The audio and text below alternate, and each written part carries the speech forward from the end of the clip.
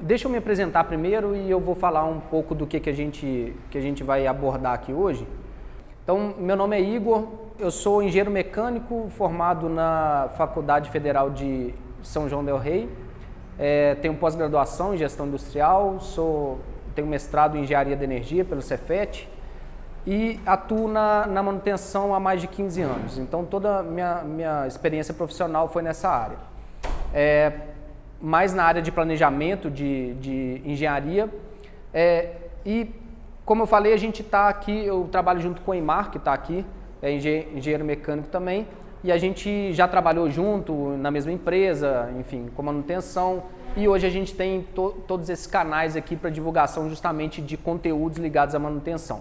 Então, se quiserem, fique à vontade para só digitar manutenção em ação em qualquer uma dessas redes sociais você nos acha. Eu também tenho uma lista de transmissão no WhatsApp, quem quiser, só me mandar um WhatsApp, esse é o meu número pessoal, só me mandar um WhatsApp que eu estou também postando conteúdo através da lista de transmissão. Só lembrar o seguinte, de gravar o meu nome, porque a lista de transmissão do WhatsApp só manda para o número que tiver gravado na agenda, né? Então, só mandar com seu nome, que eu gravo lá, incluo na lista, e aí vocês gravam o meu nome também, que quando para receber a mensagem tem que estar ali na lista de transmissão. Então, ontem eu falei do ciclo de planejamento e programação, que eu vou dar uma pincelada aqui hoje em todo esse ciclo, mas eu vou falar principalmente da engenharia de manutenção, onde que a engenharia de manutenção entra em cada um desses pontos da rotina do ciclo de planejamento, programação e controle. E eu acho que é um tema também bom para trazer para cá. Quem que é aluno de engenharia mecânica aqui? Outras engenharias? Quais? Produção? Automação? Elétrica? Mais? Algum? Outro curso? Civil? Todas elas têm pessoas que eu já trabalhei com todas as engenharias na manutenção, né? Mesmo engenharia civil, enfim, elétrica, mecânica, automação. Elétrica, mecânica e automação geralmente são mais comuns, né, na manutenção. Não sei também hoje, atualmente, mas na época que eu formava, 80% das pessoas de engenharia mecânica iam para manutenção, né? Não sei se ainda é assim hoje, mas grande parte vai para manutenção. Então vamos lá. A primeira coisa é assim, o que a gente pode dividir a manutenção? Basicamente em 3 partes, que é o planejamento, programação e controle da manutenção, que cuida de toda a rotina de manutenção, que isso fica girando, é um processo, né? Não é um projeto, não tem início, meio e fim, e sim, o fim é o início de uma nova rodada de novo, né? Então é um ciclo que fica girando. A melhoria, parte de melhorias em geral, tanto melhoria em equipamento como melhoria dos processos, é a parte de engenharia de manutenção que a gente vai abordar aqui hoje. E a parte de execução, que é propriamente dito ali, está executando a manutenção nos equipamentos. Entendam também que equipamentos, já que tem engenharia civil também, entenda como equipamento qualquer ativo que a gente possa dar manutenção. Então, não só equipamento, mas é um ativo. Quando eu falo em equipamento, subentende-se ativo, ok? Essa sala aqui, um ativo, ela vai ter manutenção algum dia e é uma manutenção que não é mecânica, nem elétrica, nem automação, é manutenção civil. Então, basicamente, o ciclo de planejamento, programação e controle da manutenção, como eu passei isso daqui tudo ontem, eu vou passar de forma mais rápida e vou entrar onde que a engenharia de manutenção entra em cada um desses tópicos. Cadastro de equipamento. A primeira coisa que a gente tem que ter é um inventariado de todos os equipamentos que tem naquela planta. Tudo parte dali. É como se a gente tivesse um CPF para cada equipamento, né? Então, se a gente não tiver um CPF, não tem como nos identificar, não tem como a gente fazer nada, certo? Não tem como ter um plano de saúde, não tem como a gente ter acesso a nada. Mesma coisa o equipamento, entenda, e a gente fala, inclusive, tem essa expressão, cuidar da saúde do equipamento. Então, da mesma forma, a gente tem que ter o cadastro de todos esses equipamentos. E o cadastro de equipamentos tem um código, geralmente chamado de tag, quem é da área geralmente chama o equipamento pelo tag do equipamento e não pelo nome do equipamento. Então, cada um desses equipamentos vai carregar todo o histórico dele, desde quando ele, pelo menos é o que deveria acontecer, né? Desde quando ele foi instalado até ele ser trocado, se for trocado algum dia, a gente deveria ter todo esse histórico de equipamento, tudo que foi feito no equipamento, enfim. Partindo depois desse cadastro de equipamento, a gente vem para a criticidade. O que é criticidade? É um algoritmo que a gente responde algumas perguntas com relação à segurança, meio ambiente, condições operacionais, e ele vai me falar se esse equipamento é uma criticidade A, B ou C.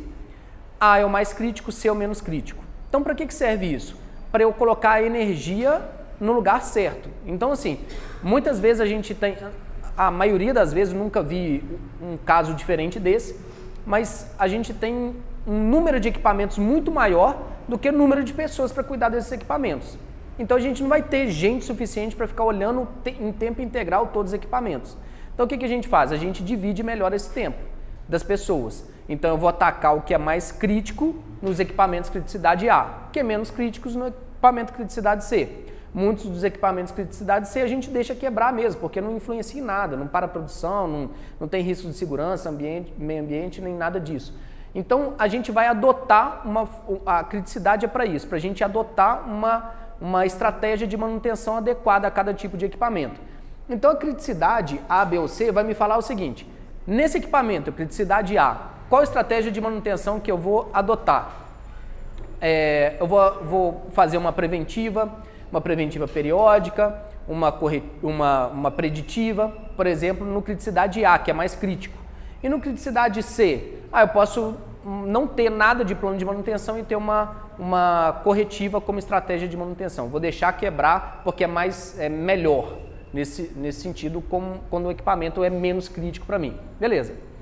Basicamente, tá? Quando a gente fala em preventiva, tem duas formas. Ou é uma preventiva periódica, eu não estou avaliando a condição do equipamento, eu simplesmente vou lá e troco um componente.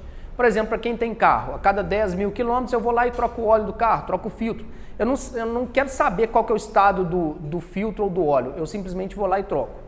Só que tem as preventivas que eu vou olhar a condição do equipamento, vou comparar com o seu estado original e vou falar, eu preciso trocar preventivamente, estou vendo preventivamente, preciso trocar esse rolamento, por exemplo, está dando um ruído anormal aqui, eu preciso trocar esse rolamento. Então não vou esperar ele quebrar, eu vou fazer uma inspeção, detectar a falha e abrir uma outra ordem de serviço para corrigir esse problema. Então, eu na minha nomenclatura, Igor, eu separo em preventiva baseada na condição e preventiva periódica. Não se preocupem com nomenclatura. Muitas empresas falam corretiva programada, por exemplo. Podia chamar de qualquer coisa, mas o importante é ter o conceito. Então, eu tenho essas duas formas. Ou eu, de tempo em tempo, ou de horas em horas, ou de quilômetro em quilômetro, eu faço uma preventiva, ou então eu vou detectar essa falha e vou agir preventivamente. Então, preventiva é uma delas. Preditiva é quando a gente tem uma tendência, a gente alimenta um gráfico de tendência para a gente ver onde essa falha vai ocorrer. E geralmente a gente associa a preditiva a equipamentos mais sofisticados, como uma câmera termográfica, como um aparelho de análise de vibração. Então, por exemplo, análise de vibração são aparelhos, são equipamentos muito mais caros, né? Que tem uma precisão muito maior do que, por exemplo, sentidos humanos, e que você vai coletar essa vibração no equipamento ali, que vai gerar vários espectros ali de vibração, e por uma análise, por um comparativo do que já é conhecido daquele espectro ali, você vai falar assim, tem uma falha evoluindo para acontecer. Entenda também o seguinte, tudo falha, tá? Tudo vai falhar algum dia. Tudo é tudo, tá? Tudo que a gente está vendo aqui, por exemplo, nessa sala, algum dia vai falhar. Ele está em processo de evolução de falha.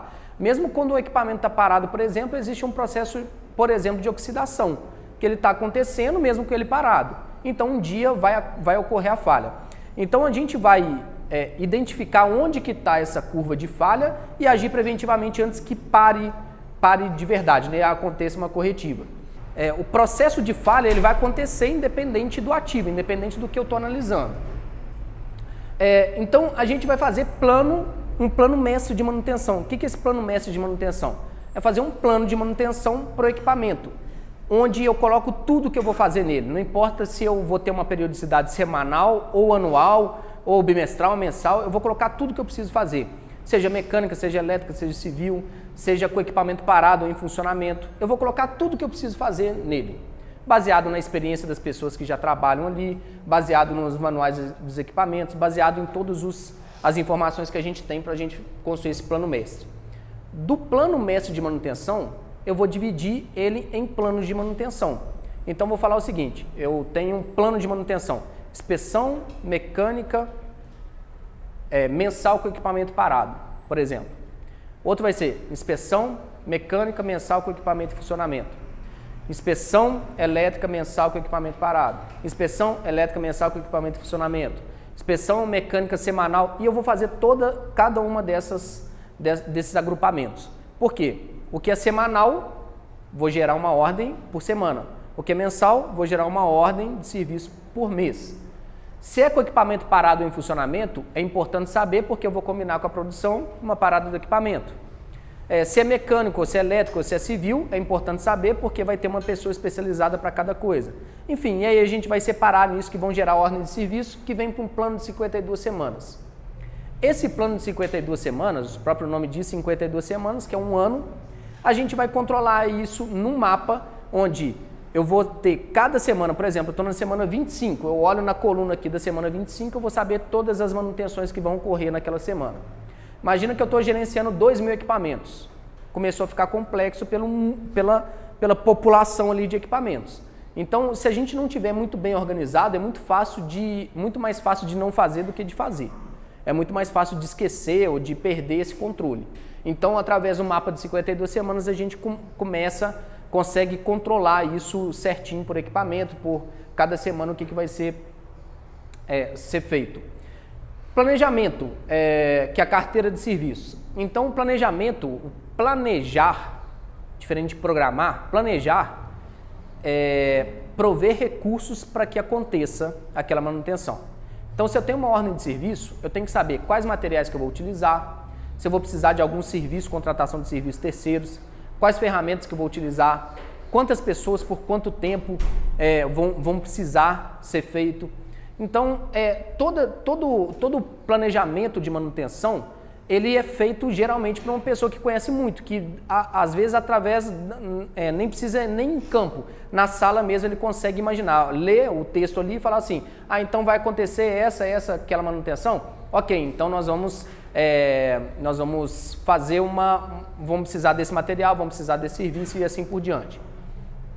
O planejamento, a gente vai ter um universo de ordem de serviço muito maior do que o que a gente vai executar no dia a dia. A gente nunca vai zerar isso, tá?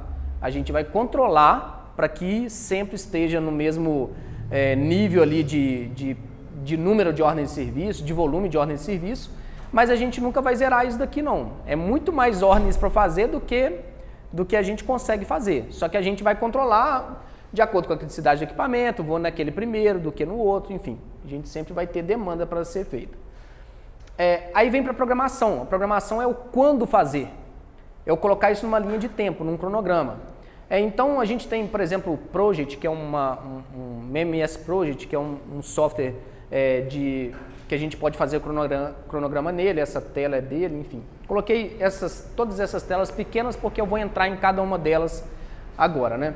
Então, a programação eu colocar qual pessoa que vai executar, qual ordem de serviço, que dia, que hora, o início da atividade, o final da atividade. Então, tudo isso a gente controla através de um cronograma. E aí vai para a execução propriamente dito. Então, olha só, tudo isso daqui que eu falei até agora não vai adiantar nada se a gente não executar, se a gente não fizer a manutenção propriamente dito. Então, eu tenho um controle perfeito, tenho um cadastro de equipamento, fiz os planos de manutenção e tal, e cheguei lá e não executei. Então, não adiantou nada disso. Então, o que acontece mesmo, a execução, é que vai gerar o resultado. Então, depois de executado essas ordens de serviço, a gente vem para o controle, que são os indicadores de manutenção. Basicamente, são dados que a gente coleta das manutenções que vão nos gerar alguns gráficos, algumas tabelas que a gente pode analisar para a gente ver se a gente está indo no lugar certo ou não. É a nossa bússola, né? A gente está indo bem ou está indo mal? Não sei, olha os indicadores e a gente vê se está indo bem ou se está indo mal. Mas vamos ao que nos interessa, que é o tema de hoje, que é a engenharia de manutenção. Basicamente, a engenharia de manutenção eu separo em três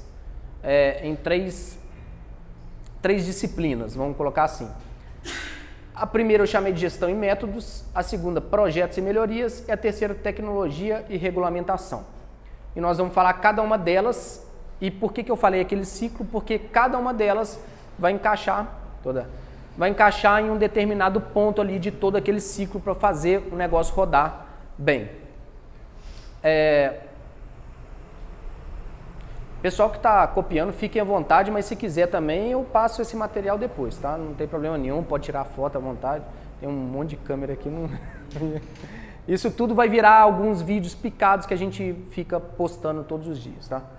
Então, gestão e métodos. Quais são ferramentas de gestão e métodos? FMEA, que é Failure Modes and Effect Analysis, ou análise dos modos e efeitos de falha. É uma ferramenta de qualidade, inclusive várias delas, não sei se vocês sabem, mas foram desenvolvidas na NASA, principalmente quando levou o homem à Lua, né? Várias dessas ferramentas foram desenvolvidas por aquelas equipes. Mas FMEA, por exemplo, é uma... Alguém já estudou FMEA? Já fez? Já conhece? Sim? É uma ferramenta de gestão que nos ajuda a entender os modos e efeitos de falha.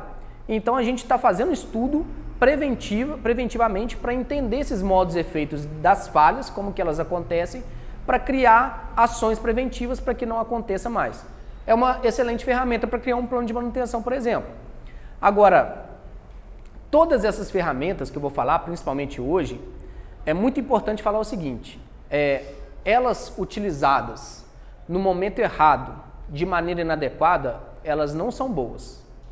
Várias pessoas, inclusive, já me falaram, não, FMEA não serve para nada, porque possivelmente foi utilizada num local errado, numa situação errada, de uma forma errada, às vezes um FMEA fica muito demorado, então tem que ir mais direto, depende muito do bom senso de quem está ali reunido para poder fazer esse estudo. O RCM ele tem uma configuração muito parecida com o FMEA, mas ele está mais ligado à manutenção propriamente dita, que é Reliability Centered Maintenance, que é manutenção centrada em confiabilidade. Também é uma tabela que a gente vai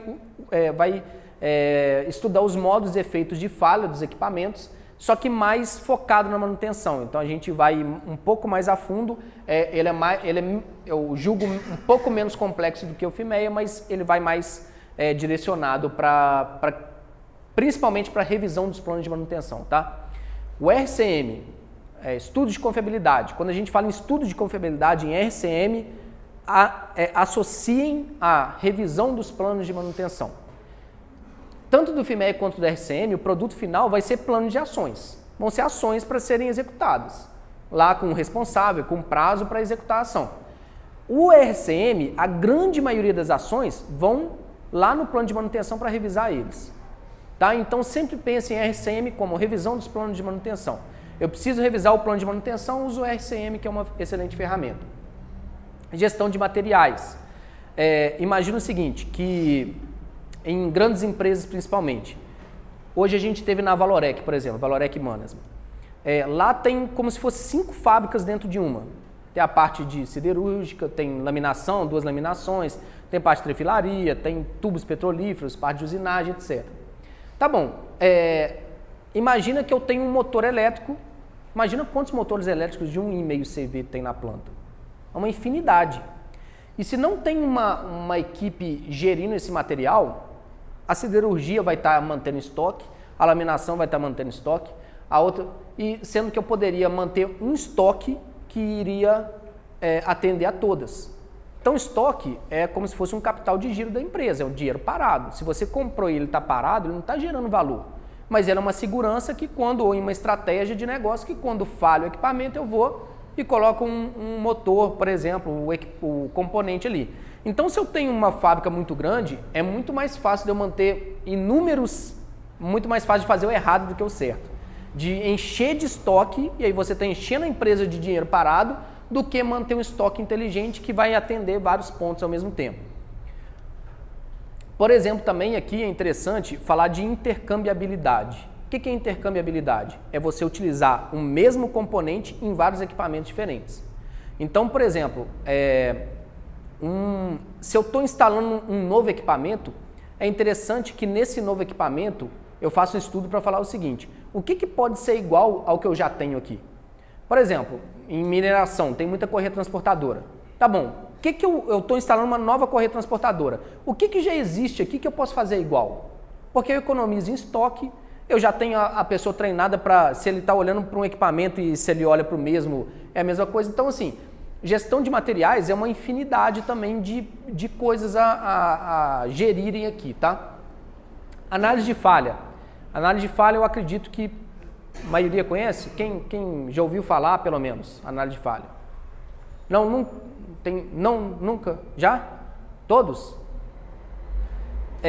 Análise de falha, na verdade, a gente usa sem saber no dia a dia. Análise de falha é simplesmente perguntar o porquê das coisas. Por quê, até chegar numa causa raiz. Às vezes a gente complica o que é geralmente fácil. Mesma coisa, tá? A análise de falha é uma ferramenta que muitas vezes eu vi ela sendo mal utilizada. A pessoa sai da fábrica, o colaborador sai da fábrica, faz um treinamento externo de análise de falha e depois quer aplicar análise de falha em tudo que vê. E não é assim, não precisa análise de falha em vários momentos.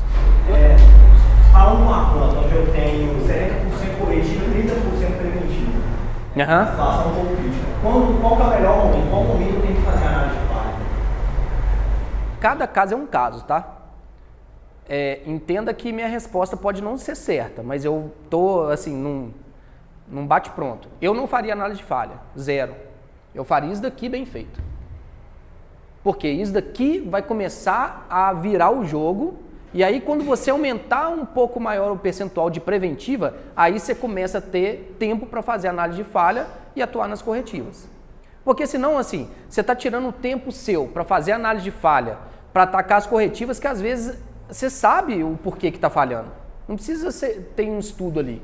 A análise de falha é para algo que você não conhece, não conhece a causa da falha. Se você já conhece, por que falhou? Por que não fez a preventiva? Por que não fez a preventiva? Porque isso daqui não está rodando bem. Então você já sabe, não precisa, você vai estar gastando tempo onde que de repente não é o... eu e o Eimar trabalhamos numa empresa, de pré-fabricados para construção civil. Então a gente fabricava pilar, viga, etc.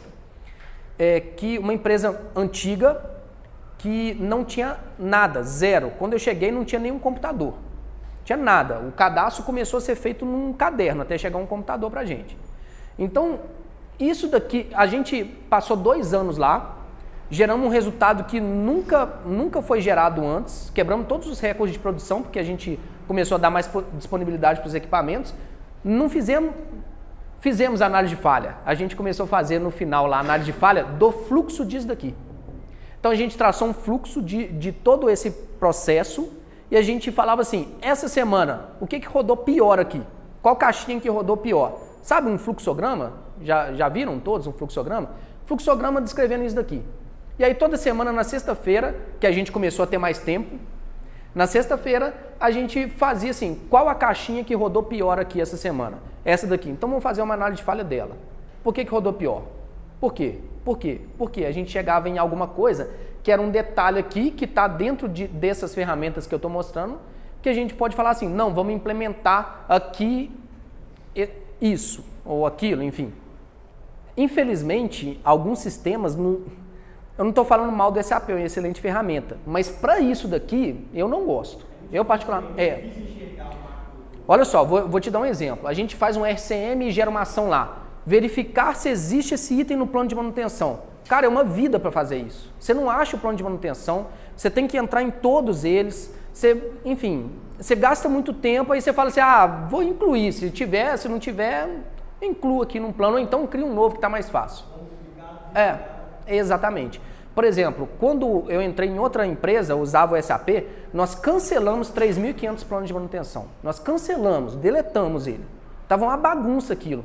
Aí o que acontecia? Gerava um número de ordem de serviço, eu estou vendo um monte de cabeça balançando assim, que deve sofrer com isso. Gerava um monte de ordem de serviço que você olhava para essa carteira aqui e falava assim, cara, não vou fazer, não vou seguir isso.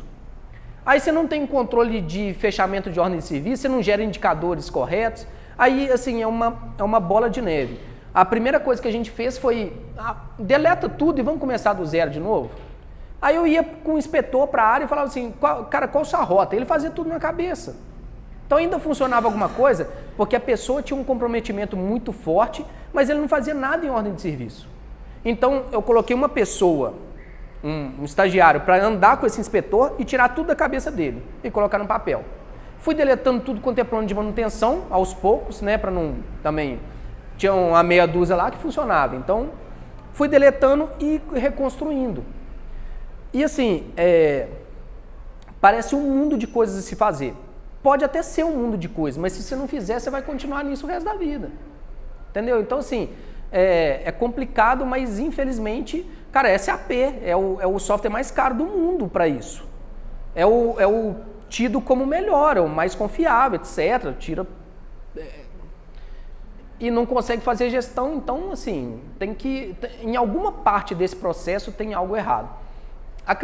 Vamos lá, o cadastro de equipamento, se você já existe um software, é muito complicado você refazer ele. Eu não o atacaria ali, a princípio. Eu tentaria ir melhorando aos poucos. À medida que for me permitindo, eu iria melhorando. A criticidade, ainda que possa não ter feito, na cabeça das pessoas tá mais ou menos o que é mais crítico ou o que não é. Aqui a gente trabalha muito a cabeça das pessoas ao invés se eu já tenho algo pronto. Ao invés do software, por exemplo, ao invés de sair corrigindo tudo e ninguém vê o que está corrigido, eu vou trabalhando a cabeça das pessoas. Tem esse e esse problema, você vai em qual? Por quê?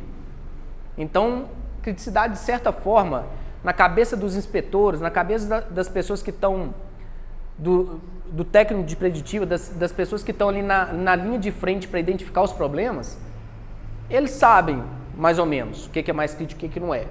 Os planos de manutenção, então, que eu ataco principalmente primeiro. Nós temos que ter o controle sobre isso. Cara, e um plano de 52 semanas, pode dar em 1 a 0, não importa, manda imprimir e cola aquele negócio lá. E vai controlando, semana a semana. Essa semana está sendo essa é a ordem. Eu falei ontem aqui, quando eu cheguei nessa mesma empresa, e cheguei na sala de lubrificação, o lubrificador, ele tinha um bolo de ordem de serviço, desse tamanho assim. Falei, joga fora, você não está aqui para organizar a ordem de serviço, o planejamento tem que organizar para você. E aí a gente fez, inclusive, por exemplo, um conjunto de ordem de serviço que virava uma rota. Então ele tinha a rota da britagem, não era só um equipamento, eram todos equipamentos. Ele saía lá do britador primário, chute, secundário, correia, peneira e por aí vai. E ele seguia o processo, né, desde o início até o final do processo de britagem, em uma única rota, na ordem. Então fazia com que ele usava a ordem de serviço, senão ele não vai usar. Esquece, depois ele vai voltar para a sala dele e vai preencher, mas ele não vai usar. E ele não usando, é muito mais fácil esquecer algum ponto de lubrificação que ficou no caminho ali. Então, toda organização é do planejamento e tem que ser feito. Não adianta xingar. E outra coisa, assim, também bati muito nessa tecla ontem. Não adianta brigar com ninguém. Você só gera mais estresse, vai esquentar a sua cabeça da outra pessoa, tudo. Desculpa, de novo, manutenção. Quem trabalha com manutenção atualmente? Levanta a mão, por favor. Mantenha a mão levantada quem gosta de trabalhar com manutenção. Agora, mantenha a mão levantada quem gostaria de ter menos estresse. Aliás, abaixa a mão quem gostaria de ter menos estresse. Levanta a mão de novo das pessoas que levantaram, aquelas que geram muito estresse por briga interna.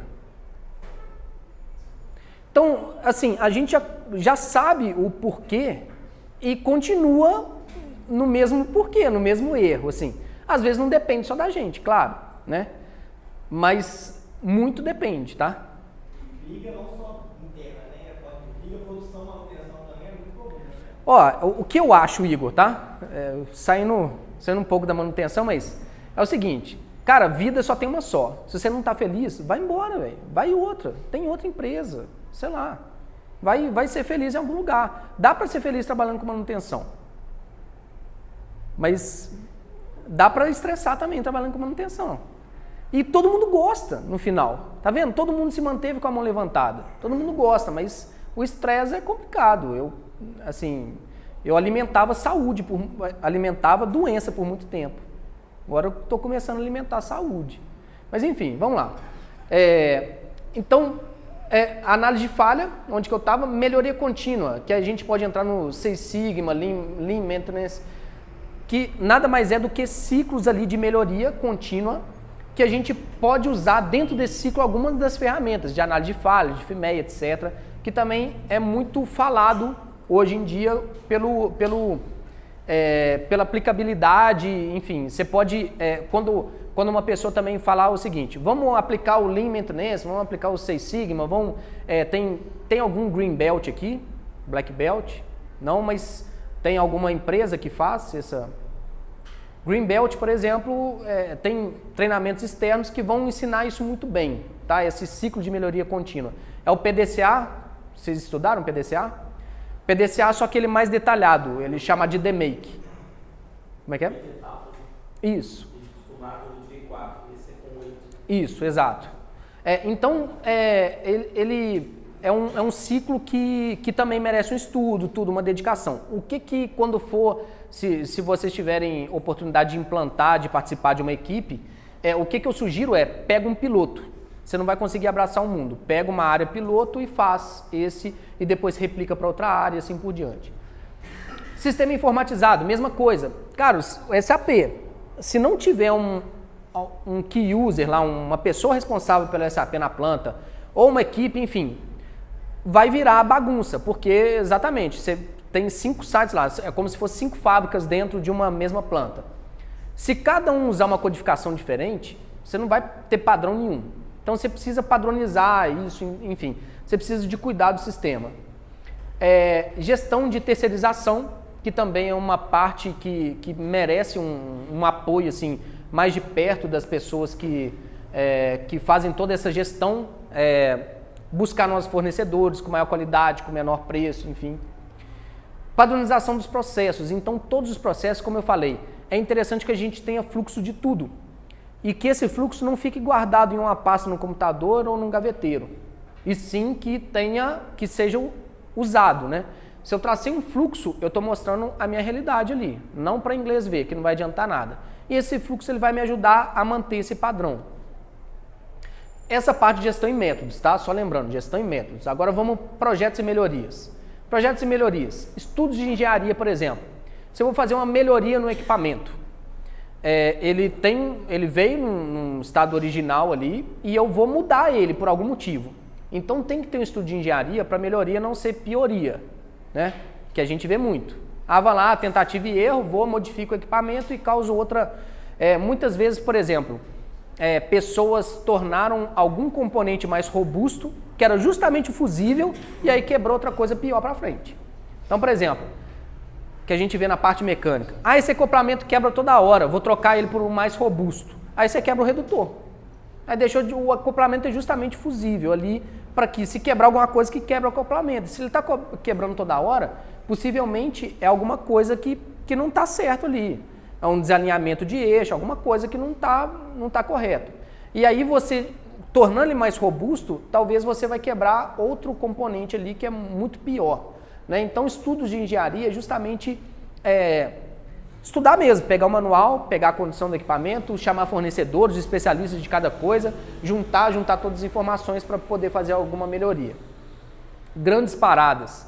Então, imagina todo aquele ciclo ali, né? Aquilo geralmente acontece semanalmente, só que existem as grandes paradas, por exemplo, numa troca de refratário de forno. Aí uma parada, eu estou falando de uma parada de 30 dias, de 2 meses, enfim. Aí é importante ter uma equipe também de engenharia ali apoiando as grandes paradas, porque é muita coisa para fazer. Ali vão ter estudos de engenharia, vão ter várias coisas que não são de rotina para serem feitas. E com uma equipe apoiando, por exemplo, em grandes paradas, a gente fazia um FIMEA para o cronograma, para a grande parada. Para falar assim, o que a gente pode estar esquecendo? Porque parou a planta toda, a gente tem que cumprir esse cronograma. Já é um mês parado, um dia a mais é um dia a mais. Então a gente tem que tentar fazer em 30 dias ou menos.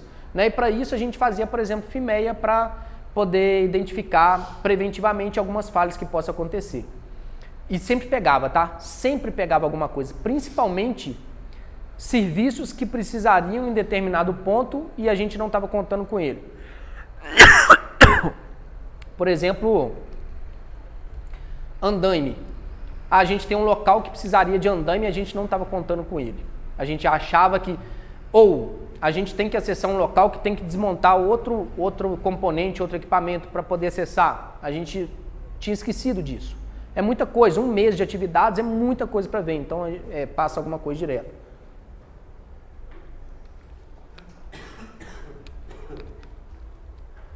proteções. Trabalhei numa fábrica de cal. Tem alguém cal ou cimento aqui?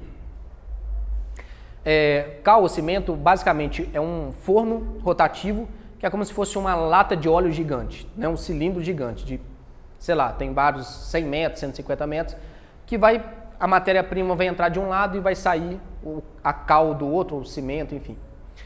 Clinker, ou o que for, né? É uma transformação ali pela temperatura, ele vai transformar o material que está passando por ele.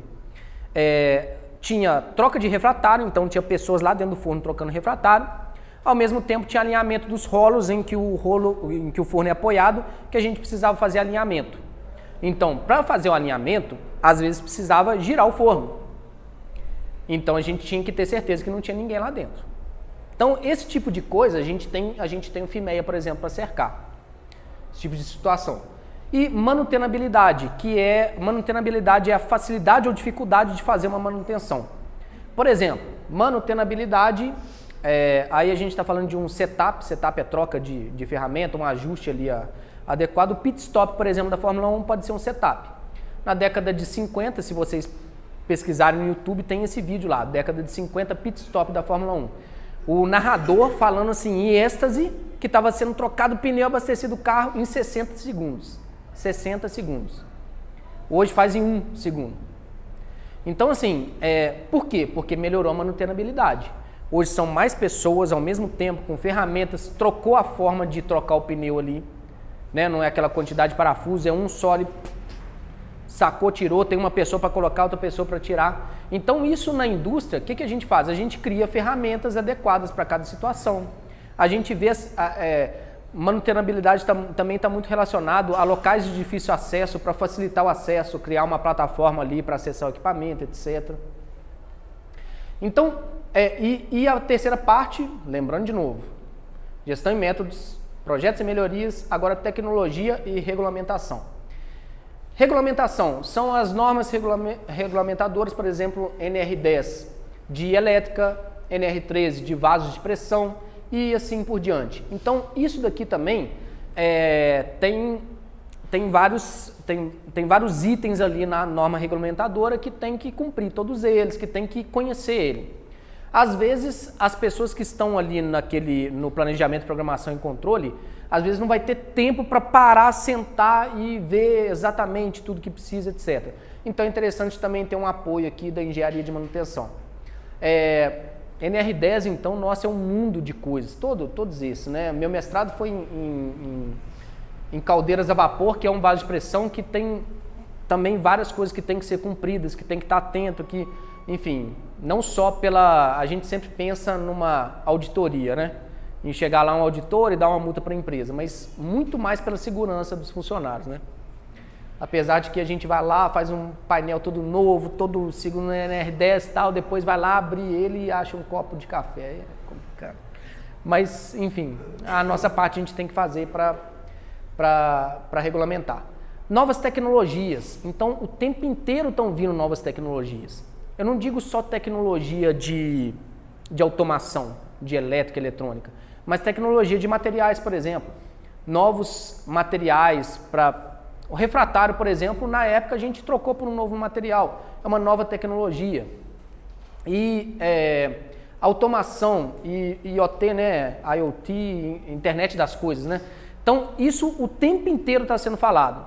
Agora, vamos lá, olha só. Internet das coisas, então vou encher de sensor ali, tá? Vou encher de sensor e ele vai me dar tudo online, de onde eu estiver, até do meu celular, estou em casa e estou vendo aquele negócio todo funcionando, tal ou não, enfim. Eu vou ter todo esse parâmetro. Se a gente não estiver rodando bem o planejamento, programação e controle, talvez algum sensor ali vai falhar e ninguém viu. Que é a falha oculta muitas vezes, ninguém viu. Então, a gente, mais uma vez, tem que rodar muito bem aquele controle, né, o ciclo planejamento, programação e controle, para que tudo isso também funcione.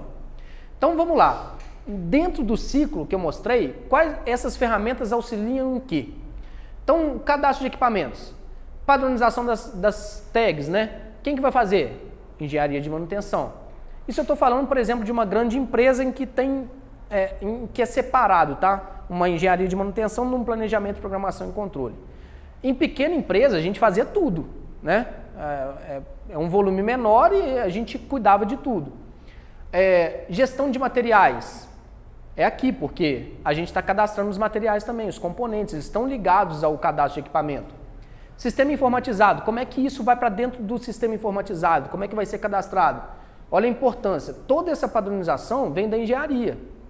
Quem vai cadastrar pode ser lá o planejador, o programador, mas quem vai padronizar para falar, você vai cadastrar dessa forma, os materiais aqui, vou te ajudar nessa gestão de materiais, não precisa desse manter estoque, o outro não, estoque mínimo, estoque máximo. Tudo isso, como que vai ser inserido no sistema, tudo isso vem da engenharia. Criticidade.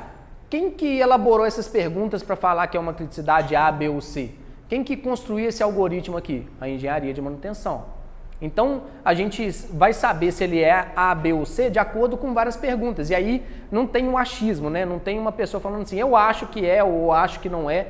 Não, a gente vai responder algumas perguntas aqui e a gente vai falar, esse algoritmo vai me falar se é criticidade A, B ou C. Então, quem determina esse algoritmo? A engenharia. Plano mestre, como eu falei, FIMEA e RCM. FIMEA, eu uso mais o RCM aqui, tá? Principalmente na revisão dos planos de manutenção, como eu falei. Então, isso também é uma ferramenta muito boa, principalmente para atacar esses planos de manutenção. Vem para o plano de 52 semanas, né? Aí está o controle propriamente dito, né? A engenharia entra muito pouco aqui, é mais o controle mesmo da rotina de planejamento, programação e controle. Planejamento. Aí aqui é uma infinidade de coisas. Por quê? Todas as ações que são geradas pela análise de falha, por tudo que for gerado, vai ser aberta uma ordem de serviço que vai cair aqui na carteira. Estudos de engenharia, vão sair ordem de serviço que vai para a carteira. E detalhe, né? Foi feito um estudo de engenharia e nós vamos fazer essa modificação. Quem vai prover os materiais? Planejador. Quem vai contratar o serviço? O planejador. Então é uma integração direta, né, de estudo de engenharia. Tecnologia e regulamentação. Beleza, ó, eu analisei aqui e vou, por exemplo, em vaso de pressão. Tem uma inspeção anual, né, por um técnico especializado, tudo. Quem que vai contratar essa manutenção? Planejamento. Vai contratar esse serviço. E aí estão as normas regulamentadoras, novas tecnologias, automação, tudo isso daqui a gente vai tanto na manutenção quanto na instalação. Por exemplo, a gente fez uma análise de falha e saiu um plano de ação onde eu vi a possibilidade de instalar um sensor que ele vai me falar, por exemplo, sistema aberto e fechado. Isso vai me dar mais segurança e quando estiver fechado não pode atuar tal e faz uma programação ali no PLC. Tudo bem. Eu instalei um novo sensor. O que eu preciso fazer? Eu preciso rever o plano de manutenção. Por quê? Esse sensor não existia, eu coloquei ele. Então no plano de manutenção tem que ter esse sensor, tem que ter a manutenção desse sensor. Vai acabar a bateria mesmo, que eu não aguento. Tá cansado também, falando pra caramba, tá acabando aqui também. Programação, né, o cronograma, FIMEA, principalmente em cronogramas muito grandes, é muito interessante o FIMEA, antes de ir para campo, justamente pelo que eu falei. Se a gente começa, e aí, como que a gente fazia esse FIMEA, né, partindo por onde? A gente parte por funções. Qual que é a função? Primeira função, entregar no prazo, com segurança, etc. Então, o que pode não acontecer para entregar no prazo? E assim a gente vai fazendo o estudo de FIMEA. Então a gente não está fazendo para cada linha ali do cronograma, não. A gente está, na verdade, fazendo um geral que a gente vai... até porque se a gente for em cada linha, é um trabalho eterno, né? Imagina 30 dias aqui. Quando a gente fazia um cronograma de 30 dias, sei lá quantas linhas que tinham, né? 500 linhas ali. Então não é para fazer linha a linha, é para fazer ele como um todo, enxergar a parada como um todo. Execução, então, em grandes paradas, como eu falei, né, 1 mês de parada, 2 meses de parada, todo mundo vai para campo. As pessoas que estão na sala estão só cuidando ali um pouco da parte burocrática, assim, que é um volume muito grande de fechamento de ordem de serviço, etc. Mas está todo mundo praticamente em campo o tempo todo. Então, ordem por oportunidade. A gente separava essas ordens. Se puder separar é melhor no sistema, se tiver alguma forma. No SAP, por exemplo, a gente abria revisões. Tem revisão ordem de serviço por oportunidades. Tem que ter a disciplina de taguear, que eu falo assim, colocar a revisão lá dentro dessa ordem de serviço. Quando parava o forno na Brenan, por exemplo, a gente já separava essas ordens de oportunidades. Parou o forno, a gente já ia lá, do planejamento já ia lá, ordem por oportunidades. Essa, porque tem que ser muito rápido. Porque é uma corretiva, às vezes, por exemplo, vamos lá, deixa eu falar a pergunta para todos, não sei se todos entenderam, mas o forno roda 7 dias por semana, 24 horas por dia. Então não para. Tá bom, mas parou por algum motivo corretivamente. Tá bom, então eu tenho que aproveitar essa parada do forno para atuar em algumas coisas que eu não consigo atuar com o forno rodando. Como é que eu faço isso rápido? Eu separo essas ordens de serviço por ordem de oportunidade do forno, no caso, ordem de oportunidade do forno, do moinho, etc. Então, ordem de serviço por oportunidade do forno. Parou o forno, parou o forno. Aí nós do planejamento já separava todas as ordens ali de oportunidade e falava assim, essa dá para fazer, por quê? Primeiro, né? Mais ou menos vai durar 4 horas aí essa manutenção. 4 horas dá para fazer isso, e a gente desviava a programação, cancelava o que estava sendo feito e colocava essas pessoas para fazer isso, que era o mais prioritário naquele momento. Mas não está cumprindo a programação. Não está, mas está cumprindo outra muito melhor, que a gente geralmente não tem esse espaço para fazer. Então a gente fazia assim. Essa é uma gestão top. Às vezes que a gente conseguiu, assim, era vitória para a gente, porque não é simples. A gente já tem que estar muito bem estruturado aqui para poder fazer isso. Entenda o seguinte, quando eu estou falando de boas práticas, são pontuais. Eu não trabalhei em boas práticas o tempo inteiro. Não acho que minha vida foi 1000 maravilhas na manutenção, que não é assim, tá? Eu falo isso assim, colocando as boas práticas para vocês. No mundo real, né? Claro que tem corretivo, etc. E por vários fatores externos a gente também. Gostaria que não tivesse, faço o possível para não ter, mas às vezes tem. Indicadores. Então, a melhoria contínua é parte dos indicadores. O PDCA, quando a gente fala de Lean Maintenance, a melhoria contínua, 6 Sigma, o PDCA, na verdade, começa pelo C, que é o vamos lá, planejar, fazer, checar e agir. Primeiro a gente checa. Então, primeiro eu coloco o indicador na minha frente, checo, ajo em cima, isso, planejo as ações e faço, e checo de novo. Esse é o princípio também do pilar de melhoria contínua do TPM, que eu vou falar amanhã de TPM. Eu coloquei 3, vai dar para qualquer um dos 3 a gente atuar não mudar o título lá, como implementar um sistema de gerenciamento de manutenção do zero, mas eu preparei 3 temas e eu acho que vai enriquecer mais até na troca de conversa de vocês aí. Mas a melhoria contínua então começa pelo C, ou seja, começa por aqui, pelos indicadores.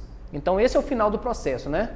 Se você for ver, é P, D, C e o A já inicia de novo aqui, né? Então aqui esse C, nesses estudos aí, né, Green Belt também, Black Belt, a primeira coisa que pega são os indicadores, né? E eu finalizei ontem, vou finalizar hoje de novo, com essa mesma imagem, né? O básico bem feito vale mais do que as ferramentas de classe mundial, esse é World Class Maintenance, de classe mundial mal executadas. Então, assim, aquele ciclo bem feito que só representa isso daqui, de todas as ferramentas de gestão da manutenção, vai gerar esse resultado todo aqui. Eu sempre penso no 80-20. 20% das minhas ações vão gerar 80% dos meus resultados. O que são as 20% das minhas ações? Rodar bem o ciclo de planejamento, programação e controle. Para isso, tendo um bom cadastro. Para isso, tendo uma boa criticidade. Para isso, principalmente, tendo um bom plano de manutenção e gerindo da forma correta os planos de manutenção. Mais uma vez aqui, meu contato, se quiserem, enfim, fique à vontade. Perguntas? Você falou que na empresa lá você não utilizava o SAP. Qual ferramenta você utilizava para fazer a gestão dessa manutenção? Vamos lá, quando a gente iniciou, a gente usava o Excel. E depois a gente comprou o Engeman, que era um software de manutenção. Hoje nós temos um software que chama Melvin, software de manutenção, que é online, pacote para qualquer empresa. Se o cara que limpa a água lá de casa, eu moro em Lagoa Santa, a água lá é muito calcária. Então tem aqueles filtros, né, Fusat e tal. Tem um cara lá que vai lá limpar de mês em mês tudo. Se ele quiser ter esse software, ele vai conseguir pagar por ele. O pacote básico é R$15 mensal. Melvin. Se digitar oimelvin.com.br, você... A gente tem esse canal, não sei se todos viram no início, Manutenção em Ação. Então aqui a gente, são duas empresas diferentes, tá? Mas a Manutenção em Ação é um canal de compartilhar conhecimento de manutenção. Melvin é outra empresa que é um software de manutenção. A gente não é o foco grandes empresas, não é foco concorrer com o SAP. Mas pequenas e médias não tem condição de ter um software de manutenção, agora vai ter. Entendeu? Então é essa... Porque Excel vai até certo ponto. Eu amo Excel, minha vida está no Excel. Mas não é um banco de dados. Ele não vai gerar um número sequencial, por exemplo, de uma ordem de serviço. Então até certo ponto ele vai. Dali para frente não vai. Agora o que eu choro, por exemplo, tá aqui, ó. O que eu choro, por exemplo, é ter todo esse ciclo aqui. Então você tem lá no seu software um cadastro, você pode colocar criticidade, você cria os planos de manutenção, você tem toda a gestão e você tem que usar o Excel ou o Project para fazer um cronograma. E isso para mim não faz sentido nenhum. A gente faz o cronograma dentro do nosso software. Entendeu? O SAP é por exemplo, que não oferece essa ferramenta, só se você customizar. Então isso para mim não faz sentido nenhum. Se você for falar assim, o setor de planejamento, qual que é o produto final dele? O produto final é um cronograma para execução. Produto final é falar assim, execução, tá aqui, ó, tudo mastigadinho, tudo aqui, ó, quais as ordens de serviço, quem que vai fazer, os materiais, tudo pronto, tá aqui. E isso você não consegue fazer no software de manutenção. Primeiro assim, a sua periodicidade ela vai depender muito da sua demanda e a sua demanda, se for variável, ela não vai ter uma periodicidade fixa, né? O que é empresa de transporte? Ônibus interurbano, assim? Tá, carga, qual carga? Tá, baú, por exemplo. Tá, te perguntei pelo seguinte, por exemplo, em mineradora, tem fora de estrada, por exemplo, boa parte do tempo o equipamento está funcionando com ele parado. Então, eu acho melhor colocar um orímetro do que por quilometragem.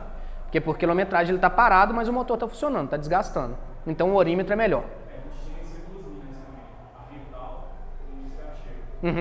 Porque por orímetro é melhor, para isso. Agora para um ônibus interurbano, sei lá, transporte de carga, baú, assim, por quilometragem eu acho muito pouco essa diferença. Esse é o primeiro ponto. Então o segundo ponto tem que alimentar esses dados para você saber quando que essa ordem vai acontecer. Se você tem uma demanda mais fixa, é mais fácil. Se ela é variável, fica mais difícil. Às vezes você fez uma manutenção do equipamento de um ônibus que geralmente você faz mensal, mas ele rodou mais, você vai fazer semanal. Então, assim, essa variação vai te complicar na gestão, mas você vai ter que trabalhar com essa complicação. O problema é seu, enfim, né? Agora, a quilometragem, então tem que ter alguém alimentando. O que eu acho que é o futuro, tá? O futuro é ter um aparelho ali que comunica com um software que não tem uma pessoa alimentando ali. E eu acho que é um futuro próximo, muito próximo, viável. Eu tenho um aparelho, vamos dizer assim, a chave do carro, que a quilometragem do carro é alimentada com a CC do carro, geralmente. Eles chegam, que vai para a CC, o aparelho, a bomba já reconhece o carro, já vê quando ele já rodou um dia, e automaticamente ele mete o sistema e vai aumentando a engenharia também, entendeu? Vai rodando.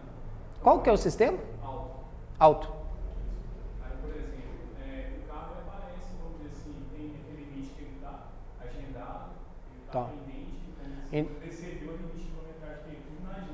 Tá. Sua pergunta então é como ver preventivamente se você tem isso meio que andando. Tá. Cara, tendência. Você vai ter que fazer isso, um gráfico de tendência para te falar quando que ela vai acontecer. Por exemplo, coletou a quilometragem e pela coleta de quilometragem, por 3 coletas, por exemplo, ela já vai te dar o dia que vai ser a próxima manutenção. E aí você já programa para aquele dia e entende que é aquele dia. Você tem que ter uma tendência para frente. Essa gestão é bem complicada. julgo bem complicado, mas é possível de se fazer. Você vai ter que ter uma tendência. O planejamento é sempre olhar para o futuro. Só que o seu futuro é mais incerto do que um periódico por calendário. Então você vai ter que ver como é que ele está rodando naquele momento. Está rodando mais ou está rodando menos. O que é mais... Agora é o seguinte, como que eu faria isso?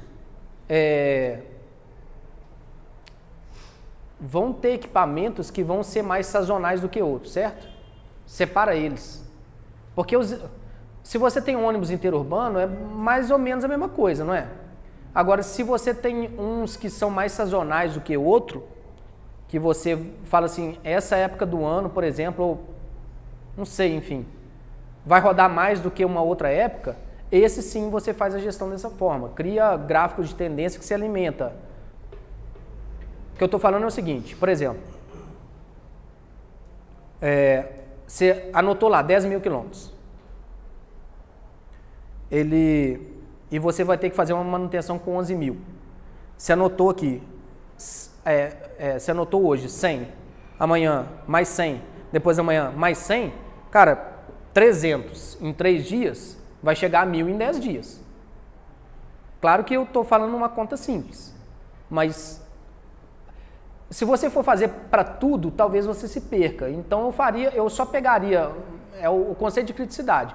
Eu só pegaria aqueles que são mais sazonais, que vão te confundir, que pode ter que é muito mais fácil de você perder a manutenção do que você fazer no tempo certo, e separo elas e faço essa gestão. Eu acho que eu faria assim. Agora, a compra de materiais, você não tem essa compra automática, certo? Nem para aqueles que já são...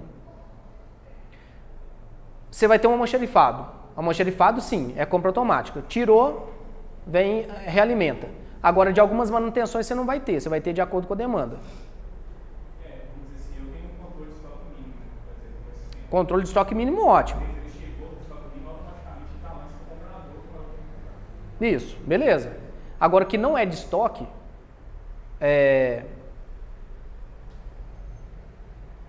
um eixo de transmissão, por exemplo. Só que você não vai controlar pela quilometragem. Não, mas você vai controlar por uma inspeção. E rodou mais, vai ter...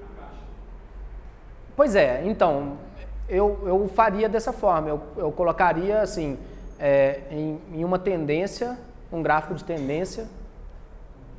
No SAP tem isso também, chama ponto de medição. Mas a gente nunca conseguiu usar essa... Pessoal, obrigado. Estão todos os canais aqui, fiquem à vontade aí de ver, comentar, enfim. Sempre é bom essa troca de experiência.